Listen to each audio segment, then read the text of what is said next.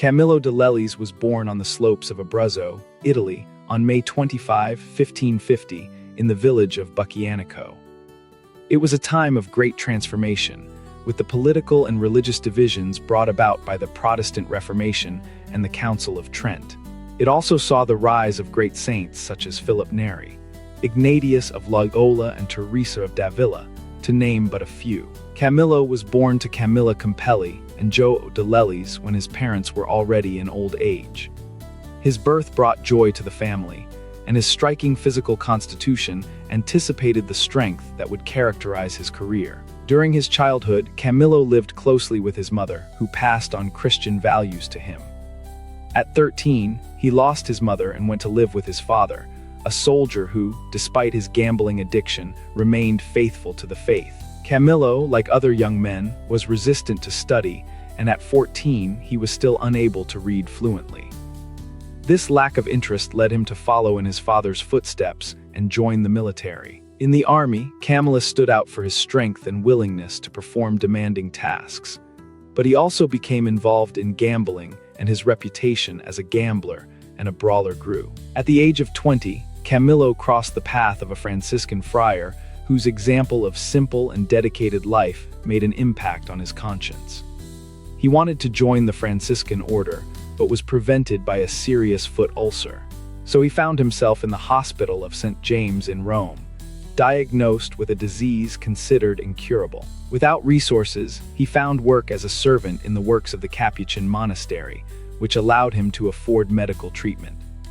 In this coexistence with suffering and vulnerability, Camillo felt called to a special mission. In 1584, under the guidance of St. Philip Neri, he founded a brotherhood dedicated to the care of poor patients. This work resulted in the creation of the Order of Ministers of the Sick, now known as Camillians, present in several countries, including Brazil. The black habit with red cross became the symbol of the congregation, which received official approval from the Holy See in 1591. For nearly 2 decades, Camillo led the members of the order with dedication and organization, qualities he developed during his military youth. Even in his final years, facing intense pain, he continued to teach and visit the sick, even carrying them to the hospital when necessary. To remember St. Camillus de Lellis is to recognize a legacy of care for the most needy. He is remembered as the protector of the sick in hospitals, a reference of service and empathy. Camillo's life invites us to see value in every person who suffers and to cultivate charity as an essential virtue. Camillo inspires reflection. How can we practice care and solidarity with those around us in our daily lives? His example reinforces that true value lies in serving, especially the most vulnerable. By seeing humanity in patience, Camillo challenges us to do the same, welcoming and supporting those in need. If this story has brought you any learning or inspiration, please leave your like and contribute so we can share more content like this. Saint Camillus, turn a look of mercy upon those who suffer and upon those that attend them. Grant to the sick Christian acceptance, trust in the goodness and power of God. Grant those who care for the sick generous and loving dedication.